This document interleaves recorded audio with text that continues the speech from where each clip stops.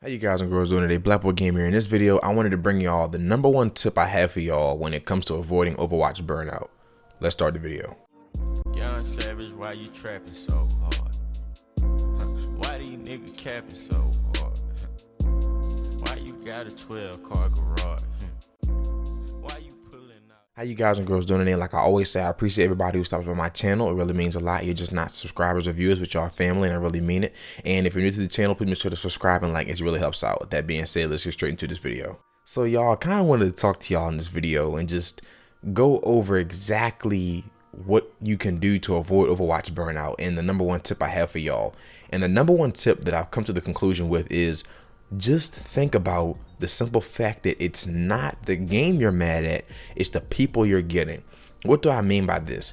I mean, if you take a look at your hours that you have played in the game, if you look out all the time invested, if you think to yourself and you sit there and say, Overwatch can't be boring, I must not be the only one. And of course, the community and like the massive community, you can think about that. I mean, every time I think to myself, Overwatch is getting boring, I think to myself, well, a couple of million other people didn't think that when it launched. Millions of people every day don't think that right now. You know, on Twitter, when Orisa came out, it was #1 trending on Twitter. And I'm sitting there like, wow, this is surpassing actual political news. Like, Overwatch is serious. Like, actual movie directors and everything comment on Overwatch. And I'm like, what is it about me? Like, I'm trying to think about what was getting me burnt out. And the thing when I thought about it was, the reason why I went out, and I'm going to say this again, even though I said it in my previous videos, when I got on For Honor, it was just like so refreshing because, and the thing about it, y'all, Overwatch is so interesting. And once again, with the gambling effect, you know, it ties in. It's just when you go into a game with other people, you rely on them for the win. And that can be so draining sometimes. Like when you go into a game and you realize, like, unlike, and the reason why Overwatch is so different, and it's like so much different than Call of Duty, is because in Call of Duty, you can solo carry to an extent. There have been times when me or other friends, or not trying to brag, of course, but other people, you can get like 60 or 70 kills in the kill deathmatch, a team deathmatch, and it's only up to 75 points, and somebody else can get fight. Just everybody else is doing bad or quit out. But Overwatch or For Honor, if you're doing bad, so you'd be replaced by a bot if you quit.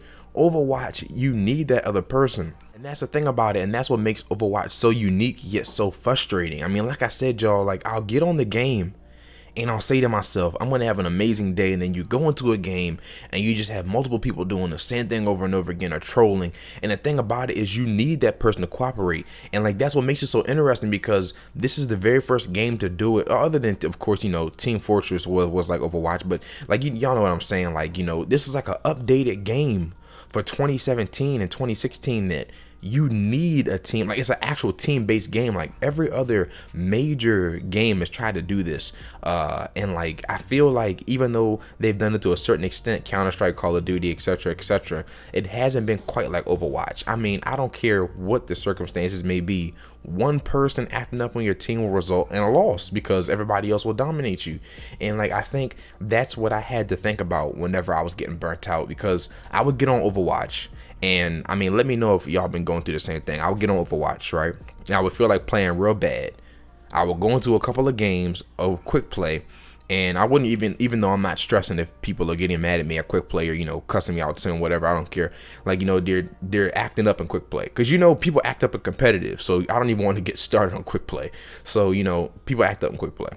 Then I go into a competitive game, positive attitude, positive mindset, doing good, playing with another friend, maybe duo, triple Q. Other 3 people refuse to go into game chat, refuse to even have any kind of communication. Then they start blaming you. Y'all start getting mad at each other. You lose a game, lose SR, or in this case, since I haven't finished my placements yet, that's a lost placement match. And you're thinking to yourself, I hate this game. It's not the game. It's just not the game. It's the people you play with. So remember that. And like, that's what I had to remember, because I love Overwatch. Overwatch is like one of the best games out. I mean, think about it. I have 200 hours invested in Genji alone. Well, how many hours does everybody else have? I mean, y'all, this game's amazing. And I was thinking, like, it's a shame that I was getting burnt out, but I was like, no, like, it's the game. And another thing about it, like with competitive, what I wanted to bring up with y'all, I'm going to add this into this video as well. When I play competitive, and I understand solo queuers pains now, like I understand that when you go into a game, or if you're playing Overwatch, some of your friends might not have the game. At first I told y'all not to solo queue or things like that, but everybody who does solo queue out there, I understand it. Like I have a couple of friends who barely hit masters last season. I mean, they were a game into masters like 35-15 or something like that, but they did it all solo queue. And the thing about it, y'all, is even though it's extremely hard, sometimes your friends and everybody else have lives. And like I realized that, like sometimes, you know, and that also adds on to it. Of course, this all ties in. You know, when you get on Overwatch and none of your friends are on, you got to go in by yourself, and that even increases the chances of finding somebody negative.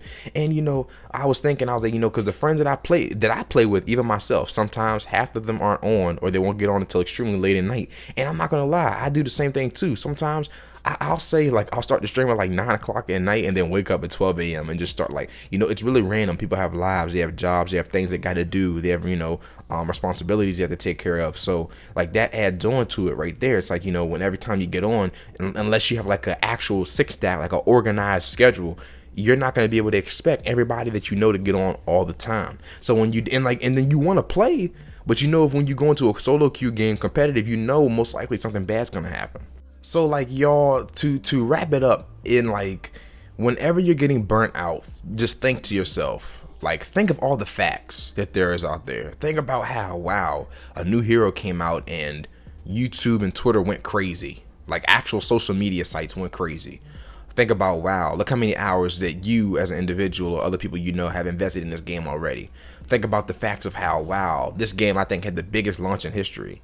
Think about, you know, the facts of, and then think about it and analyze it and say to yourself, is it the game? Because I mean, for some of y'all, it might be the game itself.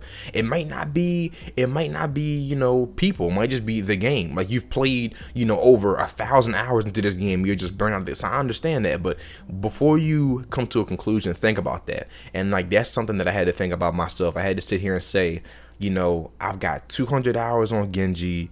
You know, what's going on? Because out of nowhere, you know, I just felt so burnt out. And then after getting on for honor, it's like a big relief. And like I said, y'all, I had to say to myself, it's not the game, it's who I'm playing with. Blizzard makes amazing games. Overwatch is amazing. It's going to be around for years. I can't wait to see what they release, y'all. I'm going to be bringing y'all content to the day I die, or Overwatch for honor, or whatever new game comes out. But I just had to think and say to myself, it's not the game, it's the people that you run into. Now, I'm not saying all games aren't negative. All games that you run into aren't negative, you know. There are some games like will make you want to get on and keep on playing. There are some random people that you actually add because they did really good and they communicated and talked to you. And if you did bad or messed up on an ultimate or, you know, whatever, something trivial, whatever the case may be, they, you know, they didn't say anything. You know, they were a good team. There were some games like when, you know, you had open communication, and even if you lost, everybody said GG and that was it, and you wanted to stay with the team. And you know, you had some games when you you know, were doing good and everybody was coordinating, and I mean, that's an amazing experience. That's what Overwatch should be. But the thing about it, y'all, and the thing that I also had to realize, which I had to come to a harsh reality of, and I'm guessing many of y'all had to come to this harsh reality too, is that even though Blizzard has the little reporting thing, and even though Blizzard has, like, you know, they monitor, you know, things like that, there's nothing you can do. In a big, massive community such as Overwatch or just Blizzard in general, y'all, there are always going to be people who are going to be negative, call you names, say you're doing bad, throw negative. And the thing about it, y'all, just have to accept that. You know, me, and I'm pretty sure most of y'all would have trouble trying to accept that. And, you know, say to yourself, how do you avoid toxic players? But the simple fact is, you know, you can watch as many tip videos I put out or whoever else puts out, and you can try to follow guys and try to talk nice to them and do whatever. But the simple fact is, some people are just straight up evil. Some people are just straight up evil and demented. There's nothing you can do. So like I said, y'all, just ignore that and remember, whenever you feel like getting off, say to yourself, it's not the game itself. The game, Overwatch itself, is amazing.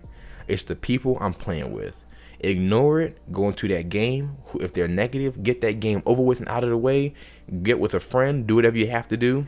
And the thing I was talking about earlier, of course, if you're going in solo queue, sometimes you got to do what you got to do. And I understand that, y'all. And I apologize in my previous videos if I had said that solo queue, and you should never under any circumstance do that. Because like now I see what y'all are talking about. Now I understand when y'all say to me, but what happens if you don't have friends? And I was like, oh, you know, you should just find a group. Y'all, I'm sorry, but if you're like me or you're like many people out there, you don't want to have time to sit there and try to mess with people you just don't mess with, you don't fuck with like that. I mean, let's just keep it G real. Like, you don't want to have to find people you just don't know. I mean, but you know, sometimes that's what you might have to do. But if you're like me, you don't want to do that.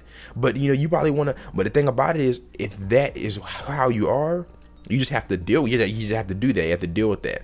And like I've been thinking myself, like, because if I start going solo queuing like many of y'all do, like I'm not gonna stop. Like, you know, I'm not gonna solo queue for a couple of games and possibly lose SR or gain SR and then decide, okay, I'm gonna stop now until, you know, like last season, solo queue lost 4 games in a row, went from like 3,200 to 2,800, and I stopped. Like, I think that, you know, if I'm gonna say, and like I said, my friends are just really randomized. They might get on today, they might not. They might not get on for a week from now, they might not. They might be burnt out, they might not. So like, I don't have an organized team, so I can expect that. That's what I should expect. And if I have the kind of personality like most of y'all out there who don't feel like finding a team, that's the kind of sacrifice you got to put up with.